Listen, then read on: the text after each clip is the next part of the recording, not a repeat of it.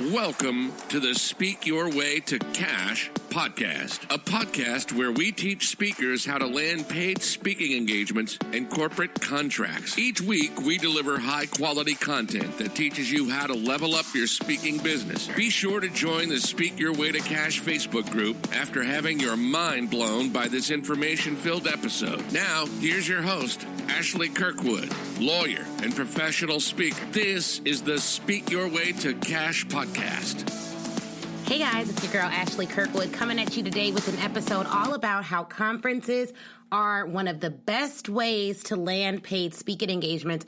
And we're talking specifically today about pay-to-play conferences. Pay-to-play conferences. I don't know why that word just tripped me up, but I'm not going to edit that out. Now, look, you guys, I want to be really specific here and give you all the information you need to make the best decision possible, because we're going to be talking about conferences that require you to invest before you can speak at them. Now, I'm going to talk specifically about my experience with APCA, APCA. It is a college, it's an organization that brings together college performers, college vendors with actual college professionals, college advisors, student activities directors, students who sit on student activities boards. Essentially, they bring together people who service colleges with people who pay, with people who actually hire vendors for college activities and events. And I joined APCA last year. I believe it was last year. Maybe it was this year. I don't know when, but I joined last year. I joined last year. But I just started going to their conferences this year, and I went to one in New York. It was their leadership conference. I keynoted that conference. I was a keynote for the opening morning session as well as the evening session of that conference. I brought out a videographer, and my husband was there taking photos. I did the tabling. I did all of that. I spoke at the event. And really, I did all of that because I knew I wanted to get in front of a large group of people who had the potential to hire me. So my largest source of income right now, my largest source of speaking income right now comes from college clients. I speak at a lot of colleges every single year. Really, to be specific, I speak at colleges, junior colleges, and law schools every single year. I haven't done too many MBA programs and things like that, but I do speak at quite a bit of law schools every single year, and it's because I have the book out, The Law School Hustle. When I first started my speaking career, the way that I would get speaking engagements is a process that I teach in the Speak Your Way to Cash live event: cold call, warm email, close. I was essentially cold emailing these people, and then I would schedule a call with them, and from there, I would talk to them about their needs and see whether I had a program that would suit what they're trying to do with their students. But y'all, it gets tiring to do that every single week. I mean, you are literally sending out on any given week on average, and I slowed down last week just to catch up with the demand, but I was sending out 300 emails a week, and 300 emails a week would convert to 4 to 5 colleges I'm speaking to on the phone. 4 to 5 colleges I'm speaking to on the phone maybe converted to 1 or 2 contracts being signed. And so that was essentially how I was building out my business, how I was getting deals closed. But I wanted to do something a little bit different. And the reason I started doing cold emails is because it's a free way to start. It's a free way to start. And one of the things that I'm huge on is start where you're at, grow where you're going. So you can start with cold emailing because you can find the emails yourself. You can send them out emails. You won't have to pay to email people. Maybe you have a CRM that you have to pay for, but essentially it's a free way to start. However, it's not the most efficient way to start because I have to convince them of too many things.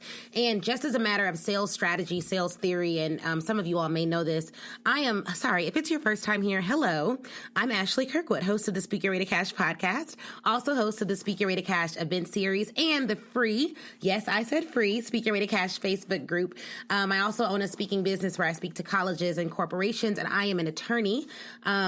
I went to Northwestern Law School, did jury trials all over the country for a huge firm called Kirkwood and Ellis, and then I started my own law firm called Mobile General Counsel. So I say all that to say, before becoming a lawyer, my background is actually in inside sales. So when I was right out of college, I did sales to pay the bills. So I would call hundreds of people a day just to get told yes by 1 or 2 people. So that's kind of my background. So I understand how to get emails opened, how to get people on the phone, how to make the conversation customer centric. That's really my background. And so using that background to build a profitable speaking practice has been awesome. It's been awesome. But even though I know how to do that, even though I know how to do it the hard way, I know how to grind it out, I know how to do the cold emailing and all of that, I don't think it's the most productive way to do it, because one of the things that I believe is that I don't want to sell people on too many things. I don't want to sell you on why you should pay a speaker. I don't want to sell you on why speakers are valuable. I don't want to sell you on I don't want to sell you on those things, right? So the customers that I target for speaking, these are people that are already bringing in paid speakers. I just want them to bring me in as the paid speaker. So I'm selling you on why I am the best speaker for your particular group, not on why you should bring in a speaker, why you should pay a speaker, why a chicken dinner is not payment for a speaker. I'm not selling you on all that. You know what I mean?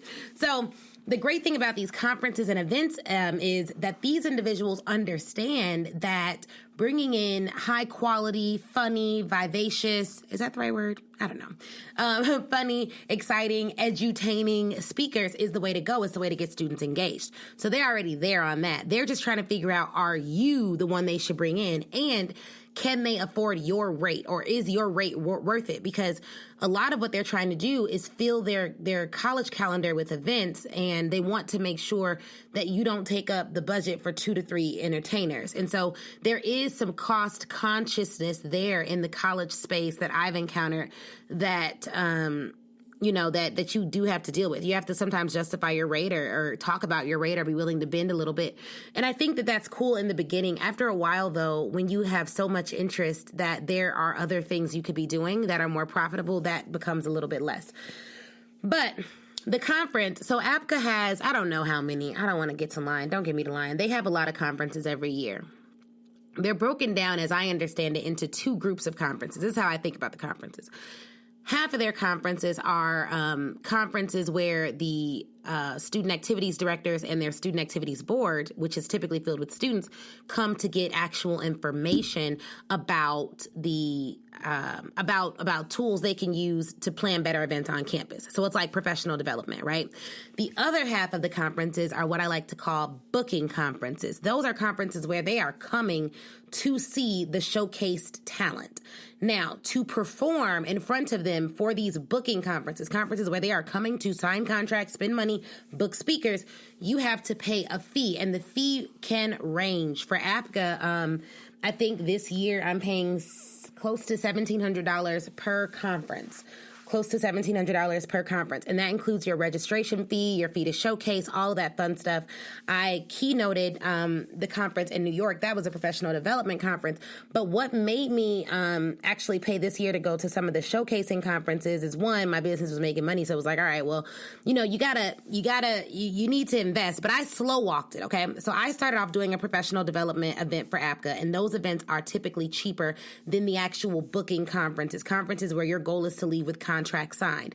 Now, in doing the booking conferences, I knew schools weren't necessarily going there specifically to book. They were going to get professional development work. They were going to learn more about how to be better student ambassadors, how to be better student event planners, all that type of stuff.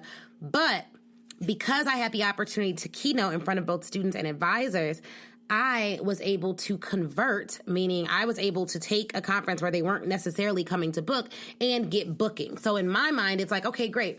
I was able to get an ROI on doing a professional development conference, had several schools reach out, want to hire me to speak. I had 40 students say they wanted me to speak at their campuses. I still have to follow up with all of those students to make sure that their deans know that. And so I can, use that to get additional bookings. And I haven't even I've sent my initial follow-up emails, but I have not done my actual calls out to those campuses. So I project that I will get several bookings out of that. 2 of those are pretty much in the bag. I'm just waiting on the additionals to come through. Not bad, because see, they've seen me speak. So at the point that, and this is why it's really good to slay the stage. In order to invest in a conference where you have to pay to perform, you have to show up and show out. And I mean all the way out. So we're going to talk about some of the things that I did to get the most value out of that conference, some of the things that I think you all can do to get some value out of those conferences. But I did want to break down first why I think conferences are the simplest way to get bookings. And I say that because if they can see you speak, you're not selling them on you being a phenomenal speaker. You're not selling them on you being engaging. You're just trying to figure out when you can come, whether they can afford it, and when you're going to make this happen. That's all you're selling them on. That's an easier sell than like, I don't even know if I want this girl to come. At the point that that you have someone who has said, yes, if money were no object, I would want you on my campus tomorrow. Then all you're doing now is figuring out when they'll have the budget, when they'll pay, what they can afford, what speakers have they used in the past, what were those price points. A lot of colleges, junior colleges, smaller colleges, less than 3,000 students, have told me that their price point is around $2,000, $2,000 to $2,500. So that's a little bit lower. That's a lot lower than my rate. But depending on how it works out, if I'm already in town, if they can get like 4 or 5 colleges together to pay that rate within a 24-hour period, then, maybe we can work something out. So I do think that those conferences, that they make sense, but I slow walked it, meaning I joined APCA. I think that was less than $300. I received a list of colleges that were on the APCA list. I reached out to some of those people and told them I was a new member. I'd love to connect with them. From that, I was able to receive bookings just from doing a cold email strategy that I'll be teaching at Speak Your Way to Cash Live in Atlanta on August 31st, 2019, and in Chicago on October 26th, 2019. So make sure you're in the place. And if you want more information on that, I will be sure to post the link so you can register in the show notes. But I started off with that, did the cold email thing, got a few bookings off that. That was cool. And then I worked my way up. I did the professional development conference, did that, got several bookings off of that. And now I'm going to do the booking conference, which is in October in Houston and November in Chicago. And I do believe you can still register for either or both of those conferences and apply to Showcase. And I say apply to Showcase because you do have to apply and they have to see you speak and they have to know that you have a probability of getting booked because, they don't want their reputation ruined. They don't want you to come there and not get any bookings and then you're like, oh, APCA is horrible. Like, I don't think that's the goal. I think they really do spend a lot of time, at least in my dealings with APCA, they've been phenomenal at customer service. They spend a lot of time learning about me, letting me know about other opportunities. I can always call and get a real person on the phone, which I appreciate. Shout out to Lauren, who's awesome, and Heather, who's awesome as well. So they've been really great to me.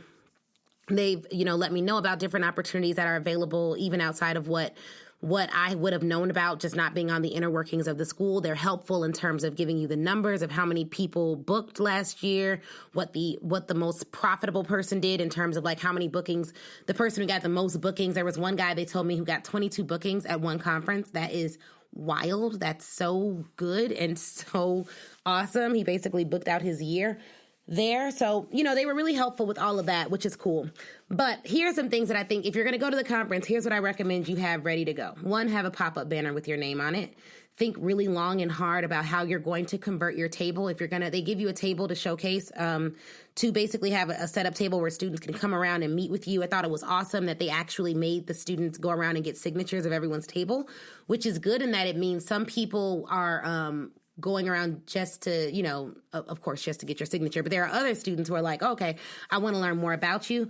At my table, I had a video showing of my TEDx talk. So I thought that was really helpful. So if you're going to go and have a table, have a video showing, maybe have some headphones where they can listen to the video if they want to listen to that. I did not have headphones. I thought the visual was really helpful. Some students did want to listen. So if I were going back, I'd have headphones just to make that easier for them. The other thing is have a sign-in sheet of your own. So I had my own sign-in sheet where they were able to sign in and they were able to check whether they were interested in me speaking on campus, and they had to either write yes or no, which was really, really good. During my speech, or at the end of my speech, for the students that were interested, I gave them a free PDF download of my book, The Law School Hustle. But in order to get it, they had to text my number. And this was the first time doing this. I had them text a Google Voice number. That way I could capture their number, their phone, their email, their name. And in the Google Voice number, what I had them do was to put in their name, their school, their email, and if they were interested in me speaking. And it was great because it was a real number. So I actually got to see their messages come through about how much they love the speech. And all of that is great for testimonials for your website. So that was really cool. Have them text a number for a freebie. Or just have them. And then another thing you can do that I didn't do, you can have them text the number, not for a freebie, but have them text the number to receive, to state their interest. That way, the only people whose numbers you're collecting and whose information you're collecting are people who are like, yeah, girl, I want you to come speak. I think that's also a very great way to do it. Maybe not even do a freebie, because you don't want a list just to want a list. You actually want a list of people who are interested. At least for me, that's always my goal. So I'm pretty aggressive about like my goals and what I want to happen, how I want to convert people from an event that I'm paying for. I have to get my ROI. The other thing that I did, I brought in a videographer and a photographer to video record both of my keynotes in full, and also to create like a demo reel of me speaking at the event. They also collected various awesome reviews, which was good. My videographer is great. I'm going to post the link to the video. So if you need a videographer, he's based in New York, but he said he travels. So if you want a videographer to do something similar for you, I'm happy to share his information. He was awesome to work with.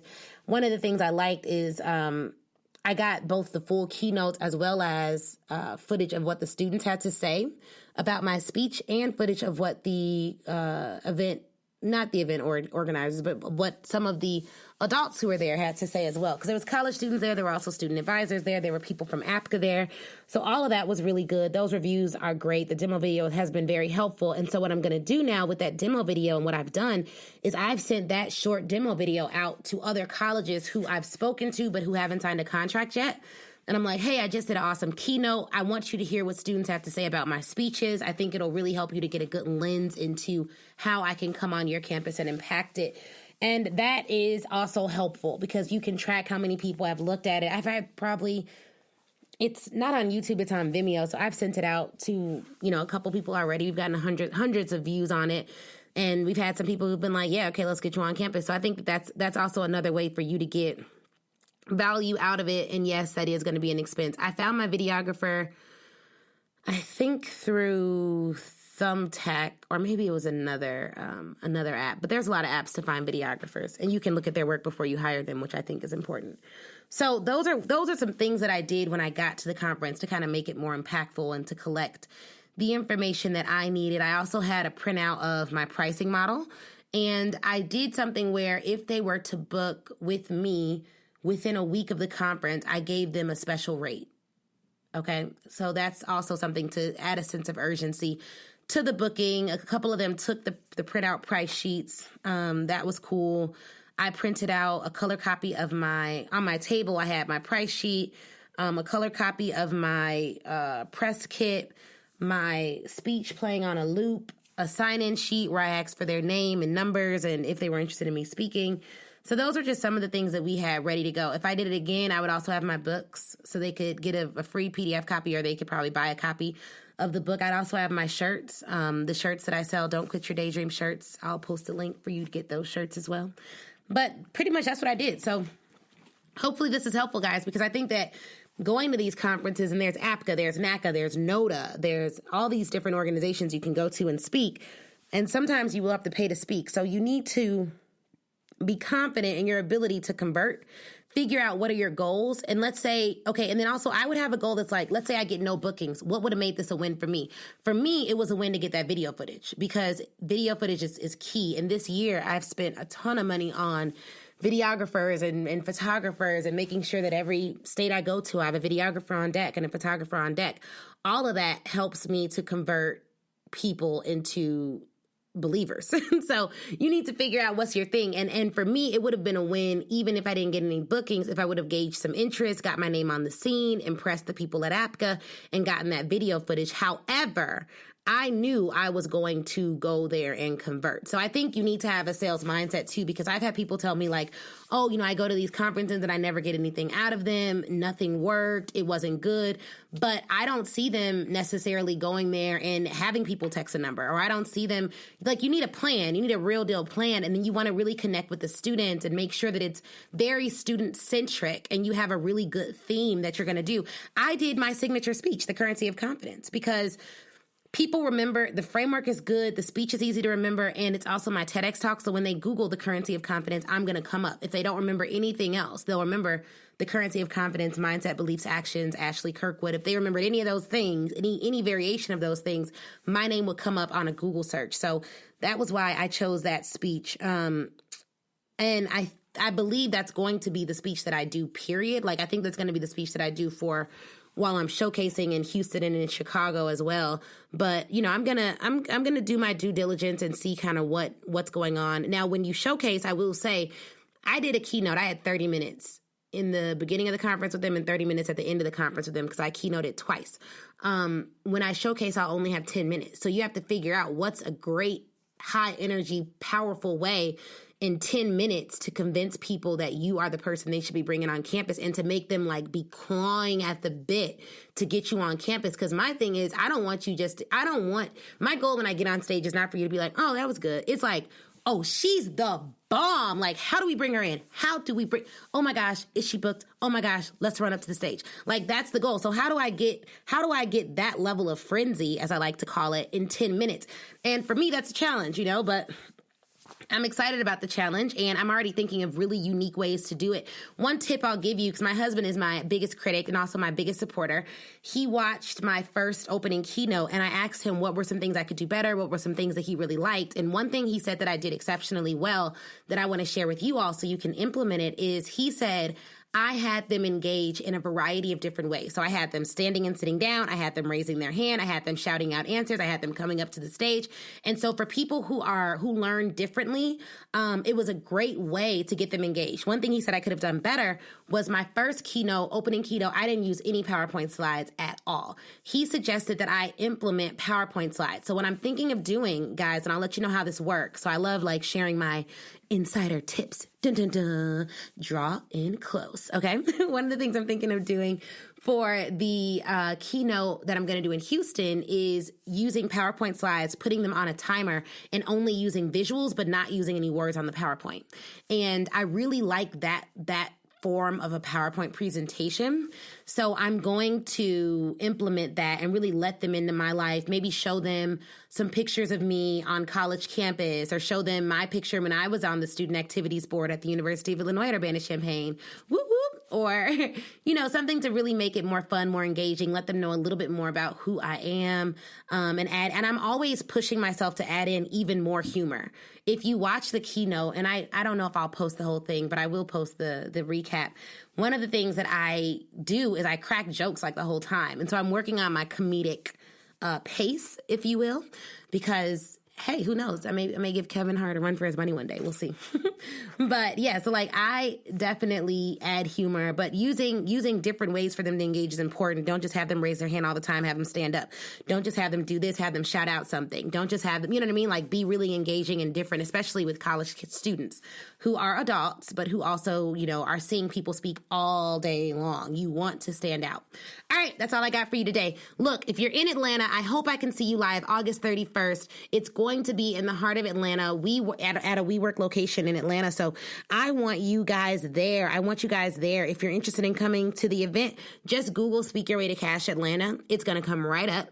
And if not, shoot me a message. I'll post my email in here so that you all can come out. Now, if you're in Chicago, October 26th is my next Speak Your Way to Cash Chicago event. That'll be my fourth and last Speak Your Way to Cash of the year, okay? So if you've been looking, you've been watching, you've been like, how can I get involved? This is your last chance of 2019 to learn how to speak your way to cash all 2020, okay?